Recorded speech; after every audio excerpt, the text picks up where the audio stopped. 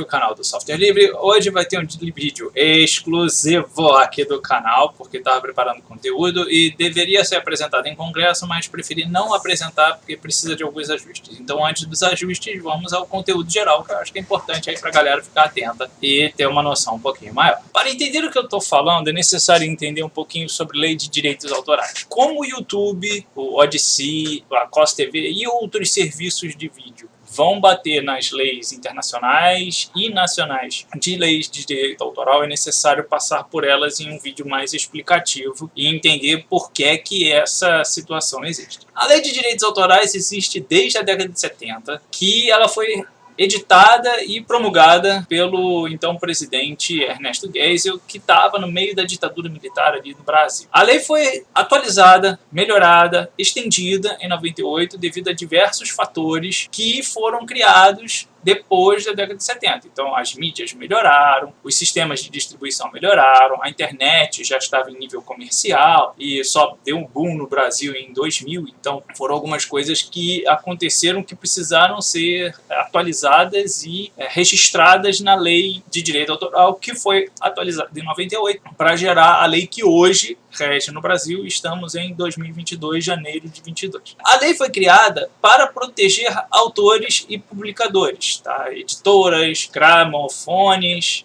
e uma série de outros dispositivos e empresas que trabalham com a publicação de conteúdos. Como o YouTube e companhia está depois dessa lei, de algum jeito eles estão protegidos por essa lei, pelo direito autoral. Só que existe um conjunto de conteúdos que não necessariamente estarão desprotegidos. E aí eu tenho fotografias, desenhos, animações, músicas, obras visuais indeterminadas no sentido de abrangência, tá? Ou seja, eu não sei quais e quantas estão realmente protegidas pela lei, e eu não posso divulgá-las sem os devidos créditos, sem devidas autorias. A lei existe para proteger justamente os autores dessas obras. E aí, no meio do caminho, ali em 2002, surgiu a licença Creative Commons, justamente para proteger tanto as gravadoras e as empresas que trabalham com a divulgação, distribuição e veiculação dessas obras, quanto os autores das obras originais já protegidas e de novos artistas que usam essas obras, tanto de empresas que trabalham com as obras já publicadas, já veiculadas, quanto os autores dessas obras que já estão em divulgação e dos novos artistas que precisam ter algum respaldo jurídico justamente para poder ter o seu trabalho reconhecido. Então, muitas vezes, quando eu tenho artistas que usam a licença Creative Commons, eles estão fazendo reproduções de outras obras, ou então eles mesmos estão se eximindo de cobranças comerciais, de cobranças financeiras das suas obras produzidas, a fim de não gerar prejuízos. Só que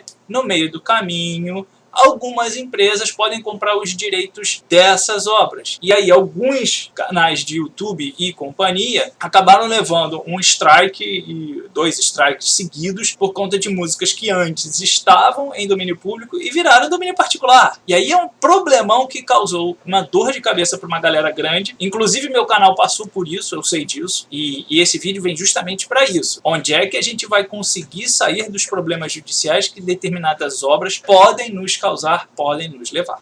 Então vamos lá. Para entender o seguinte: copyright ou marca registrada é tudo aquilo que está registrado comercialmente. Então nós temos grandes empresas, grandes fabricantes de produtos, grandes produtoras de conteúdo, cinema, TV, teatro, artes cênicas, artes visuais em geral, e isso é uma coisa que tem um direito autoral específico para eles. No Brasil, o direito autoral ou copyright também é conhecido como TM Trademark, ou seja, marca registrada, que é o TM ali na linha da Coca-Cola, Pepsi e companhia. Só que também existe o INPI, que ele faz o trabalho complementar à lei de direito autoral. Quando uma obra é produzida e ela não entra na questão de artes, ela cai na patente industrial, que são duas partes importantes. Ou é um novo produto, ou é um novo processo, e isso leva a um produto industrial. Como o nosso mundo é industrializado, então eu tenho que ter um registro de patente. O mundo respeita as patentes. Tem a capacidade de criar diversas novas patentes para ganhar dinheiro em cima delas. Ou deixa a patente de domínio público, que é uma outra coisa também bem-vinda, mas financeiramente nem tanto. Então, no Brasil, a lei de direito autoral presta dois tipos de serviço. O primeiro é o assalariado, o funcionário que trabalha com artes de uma determinada empresa que recebe um salário para isso. E a outra parte é o artista que vende a sua obra ou aluga a sua obra. A parte 1 desse trabalho é justamente o funcionário, o artista contratado. O artista, independente da arte que for fazer, ele vai trabalhar num determinado período, contrato,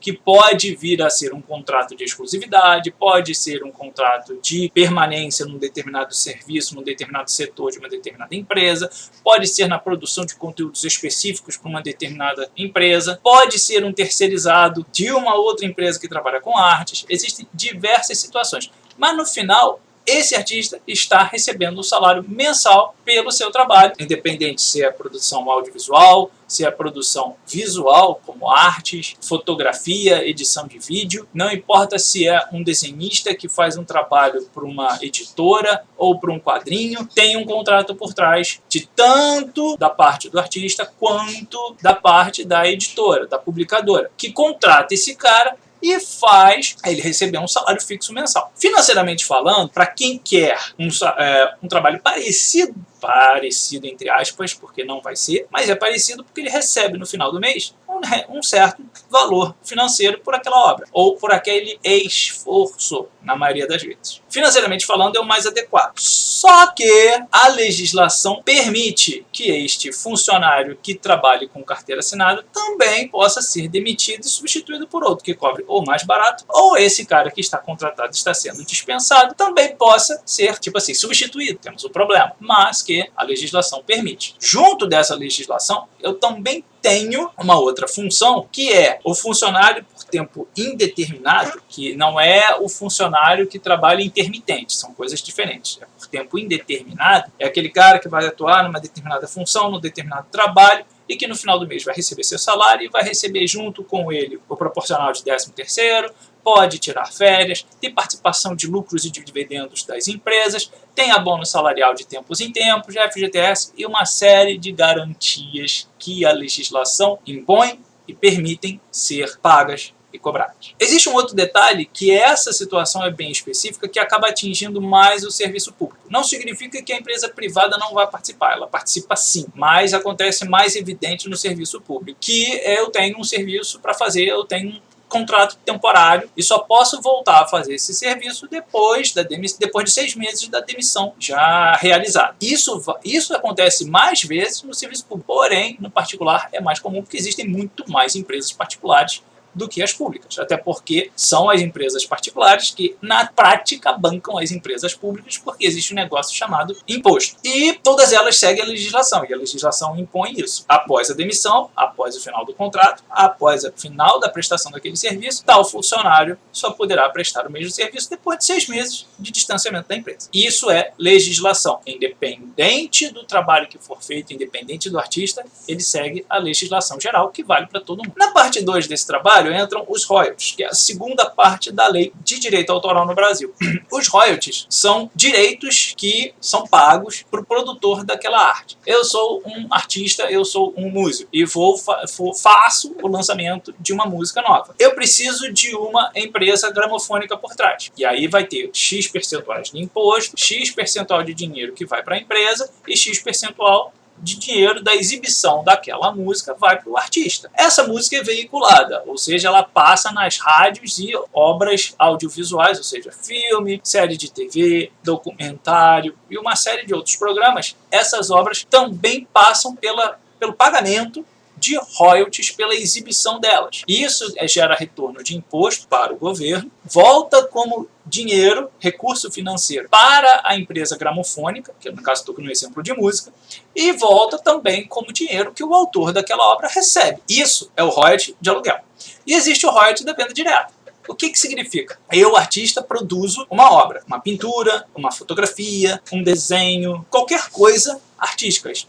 Faço uma escultura, faço um monumento, faço uma obra de arquitetura. Independente de qual seja, eu fui contratado para fazer aquilo e eu vendi para quem me contratou. Eu vou receber X dinheiro daquele trabalho e não vou receber mais nada. Por quê? Porque eu vendi os direitos daquela obra. Eu não fiz um contrato de aluguel, eu fiz um contrato de venda direta. É meio que a construtora faz o prédio, vende o apartamento e você compra o apartamento, que é o normal. Só que eu comprei o apartamento e coloquei para alugar. Aí a construtora tem direito sobre o apartamento? Não, quem tem direito sou eu e eu estou alugando o apartamento. Então quem ganhou o dinheiro principal foi a venda direta, a construtora. Mas eu, como atual dono, posso alugar ou não. Na venda direta é como se fosse a construtora e o comprador, o criador e o cliente, o comprador daquela obra. E aí o que o cliente quiser fazer é direito dele. Vai-se para frente aquela obra, aquele apartamento, aquele bem, aquele produto. Nos dois casos, tanto na venda direta quanto na de royalties, existem vantagens e desvantagens. A vantagem é o quanto você ganha.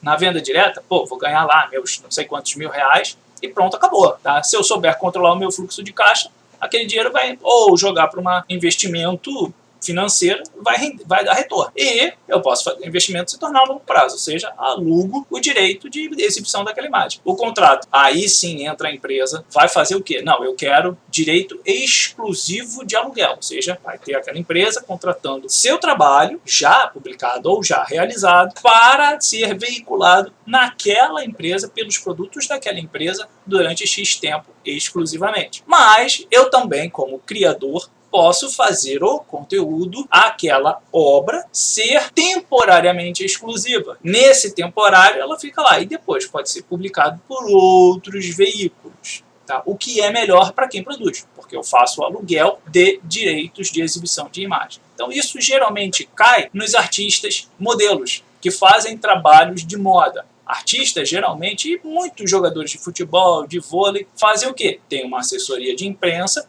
ele tem o valor dele para ser exibido naquela publicidade, naquela propaganda, e vai receber lá pelo trabalho. Quanto mais aquela publicidade for exibida, mais ele recebe de volta, e quanto mais trabalhos de publicidade ele fizer, mais ele vai receber de volta. Isso é muito legal, que é o patrocínio. Aquele artista, aquele esportista famoso, aquela pessoa de destaque, tal influenciador, vai estar influenciando a compra daqueles produtos. E nesse caso, é direito de imagem. A lei de direito autoral também teve uma mudança muito grande, não a direito autoral, mas o trabalho em si. Até 2008, terceirizado era terceirizado e trabalho fim era trabalho fim. Em 2018, mudou isso. Todo mundo pode ser terceirizado. Então todo mundo vai ter que ter empresa e todo mundo vai alugar a sua força de trabalho, o seu modelo de trabalho, o seu esforço intelectual e produtivo para uma determinada empresa. Ou seja, você deixa de ser CPF, pessoa física, e vira uma pessoa jurídica para falar com outra pessoa jurídica, que no caso você, pessoa, virou empresa e vai conversar de empresa para empresa. Isso é uma coisa que precisa ficar evidente. Na prática, as empresas deixam de ter funcionários, a quantidade de empresas aumentam, a quantidade de impostos que o governo também arrecada é grande e no final eliminam-se os direitos trabalhistas. Depende do serviço, a coisa é boa, a coisa é ruim. Prestem atenção nisso. Como fazer o contrato? Se vai ser CNPJ com CPF, se vai ser CNPJ com CNPJ. A Lei Trabalhista de 2018 prioriza a criação e estabilização de diversas PJs no país em praticamente todos os serviços que são prestados, independente do serviço. A lei de direito autoral permite PJ com PJ, e aí é que está o grande problema. A terceira parte desse trabalho é o domínio público, como já falei antes. O que é o domínio público? Ela é baseada na Convenção de Berne de 1886. Essa convenção estipula os direitos autorais de autores. E naquela época eram o pessoal de dança, de música, de teatro e de literatura. Alguma coisa relacionada à arquitetura, pintura também. Diversas obras artísticas. Porém, ela foi atualizada constantemente até 1967. Não. Em 67, até então, não passou disso, ou seja, já abrangia a lei de 67, a Convenção de Berne de 67, com suas resoluções, geraram a Lei de Direito Autoral do Brasil de 71. E em 98 sofreu uma atualização justamente para abranger novos sistemas de distribuição e comunicação que foram criados posteriormente. Então, basicamente, o que nós temos atualmente são quase, ou um pouquinho mais de 50 anos da última atualização da Convenção de Berne, que vem de 67. E aí é que tá. Pelo direito, o domínio público é o quê? É uma forma de determinadas obras caia numa situação de não pagamento de autoria. O produtor daquela obra faleceu. O 1º de janeiro do ano seguinte ao falecimento, começa a se contar 70 anos para o domínio público. O domínio público é quando certas obras já não têm mais condições de gerar retorno a determinados autores, porque ou ele não deixou herdeiro, ou ele não está mais vivo. E realmente, ela é de pós-morte. Uma série de músicas e de trabalhos antigos de antes do século XX e até 1920 do século 1920, ou seja, o 20º ano do século XX, tudo é domínio público, porque as famílias não têm como fazer um controle daquele trabalho. E se o autor não deixou descendentes, nem o governo vai ter controle sobre aquilo. Por quê? Porque não faz sentido. Não tem motivos para o controle autoral daquela obra, já que muitas pessoas em diversos locais diferentes podem precisar usá-las para um determinado projeto, um determinado trabalho, um determinado fim. A vantagem das obras de domínio público é que elas podem ser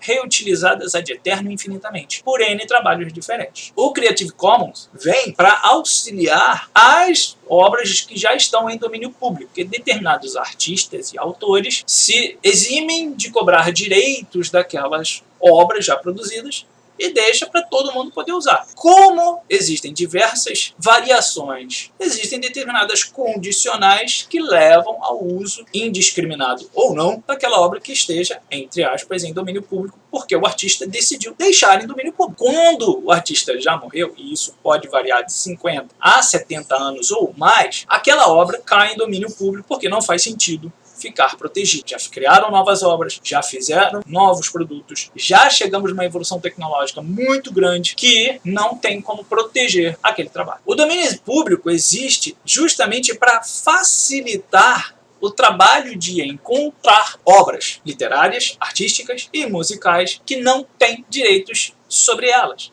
que não tem direitos de exibição. Uma ótima plataforma para procurar isso, IMMUB, que lista todas as músicas de domínio público registradas no Brasil. Ou seja, são músicas que, vamos lá, considerando 2022 para trás, então são músicas mais ou menos da década de 40 para trás que já estão em domínio público, podendo ser usadas de qualquer maneira. E aí é que entra o que aconteceu comigo e outros youtubers que levaram strike do YouTube. Algumas obras, tanto imagens, quanto desenhos, quanto músicas, foram consideradas, opa, tá protegido, não pode se usar. E por não poder se usar, tem direito autoral. Esse vídeo vem justamente para mostrar onde encontrar músicas que não têm direito autoral por cima delas, impedindo o reuso ad eterno. As fontes são essas aqui, do Creative Commons, para entender o que é. A Lei de Direito Autoral Brasileira, baseada na Convenção de Berne, ou seja, de 1970. Existe a atualização dela, de 98, o que é domínio público, o trabalho do IMMUB para descobrir quais são as outras obras que estão disponíveis, obras musicais que estão disponíveis em domínio público, e o Creative Commons desse trabalho, não comercial, não derivadas. Justamente as pessoas precisam entender um pouquinho mais da legislação. E aí é que tá. Eu não sou advogado, não trabalho com direito. Eu conheço advogados muito bons e descobri algumas coisas interessantes no meio do caminho. A principal dela foi que não existe muitos advogados especializados em direitos autorais. E isso é até bom que exista, porque abre espaço para uma série de pessoas fazerem trabalhos relacionados a direito autoral. Design, publicidade, jornalista, escritores, arquitetos, artistas visuais, pessoal do teatro, pessoal do cinema, uma série deles podem ser beneficiados por esses advogados da área de direito autoral. Porém, mesmo que existam esses benefícios e essas situações interessantes que esses produtores, no caso, criadores de conteúdo, podem e devem ser sempre auxiliados da melhor forma possível. Vai ser fácil? Óbvio que não, não vai ser fácil. A especialização tem o seu custo. Da mesma forma que esses artistas são especializados em determinado ponto, advogado de direito autoral é especializado em direito autoral. E as empresas que trabalham exclusivamente com algum ponto da lei de direito autoral também vão exigir o direito autoral. É uma grande briga de foices, são 3 foices muito fortes, e que está vinculada sim a fatores financeiros que definem quem pode e quem não pode fazer determinadas coisas. Aí, entre aspas, economia influenciando o ponto final dessa situação toda, que são as obras e os direitos autorais. Estudem, prestem atenção nessa situação toda, cuidado com os direitos autorais, que perder um canal de YouTube com, independente se tem 10 ou 10 mil vídeos, cara, é muito vídeo, é muita produção, é muito conteúdo produzido. Não deem mole. Não sejam ignorantes, como eu fui, porque não sabia determinadas coisas, apesar de já ter lido a lei de direito autoral mais de 10 anos atrás. A questão é que os sistemas estão protegendo muito bem os direitos autorais. E é isso que está em jogo. O quanto eu, usuário, eu, produtor de conteúdo, posso adentrar ou não situações onde a lei de direito autoral atua. E esse vídeo vem justamente para explicar exatamente como é que ela funciona, onde ela funciona, com quem ela funciona, de que forma ela funciona e pra quê? Porque senão, cara, perder um canal de bobeira é muita dor de cabeça. Entra também um outro vídeo que eu fiz sobre outros canais além do YouTube, outros serviços além do YouTube. E isso é interessante deixar evidente. Busquem outros serviços além do YouTube. O YouTube é o grande deus da internet na relação de conteúdo? Sim, mas existem diversos outros serviços que também estão fazendo os seus trabalhos. Estão tentando correr atrás daquilo que o YouTube fez nos últimos, talvez aí 10, 15 anos. Vai ser difícil? Vai. Mas se não conseguir pulverizar e distribuir esse conteúdo por outros serviços, vai manter um monopólio em cima de 1, 2, 3 serviços. O que isso não é bom para nenhum ponto do mercado consumidor e produtor em geral. Então fica aí o vídeo de hoje, ficam aí as dicas interessantes. Tem o direito autoral do vídeo justamente para indicar qual foi o canal que foi produzido. Esse tipo de vídeo dá trabalho, é complicado, é cansativo de ser feito, então se gostou, dá o like. Se não gostou, falo por quê. Se gostou e quiser mais desse tipo de conteúdo, me fale. Eu sei, o áudio está ruim, o áudio não é legal, justamente porque ainda não consegui arrumar a questão da captação de áudio no meu ambiente de trabalho. Em contrapartida, é o melhor que eu posso fazer. Como Mário Sérgio Cortella fala, é o melhor que é possível fazer dentro das possibilidades que existem. Até o próximo.